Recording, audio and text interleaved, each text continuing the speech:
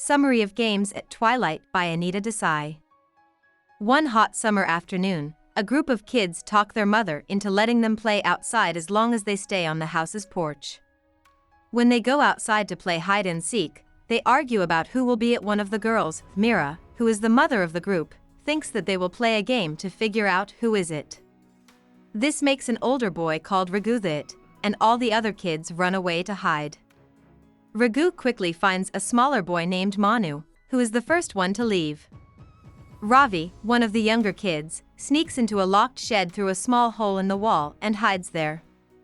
He is proud of himself for being clever enough to get into the shed, but he is also scared to be there. It's dark, and it smells like animals and death. At different times, he thinks a snake is brushing against him or that bugs are moving on him or watching him. Ragu walks around and catches some of the other kids. He uses a stick to hit the shed, which scares Ravi but also makes him feel safe because Ragu is there.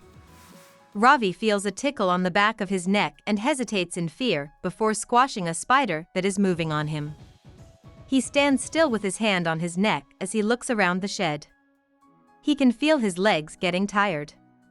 Ravi's eyes get used to the dark and he starts to see old furniture all around him. He chooses to sit in a tub he recognizes. Ravi starts to think about getting caught by Ragu so he can go back outside with his brothers and cousins. But he's also excited about being the last kid who doesn't get caught, because he's never won against all the bigger kids before. He thinks about the fame and success he will have when he comes out of the shed. Ravi stays in the shed for what seems like hours as night falls. He doesn't know where the other kids are or if the game is over, but he thinks it can't be over until they find him. Ravi then sees that he could have slipped out and run to their home base, a white pillar on the porch, much earlier, but he had been so happy with his hiding place that he had forgotten that this is important to winning the game. He runs through the crack in the shed and into the den, crying as he announces himself the winner of the game.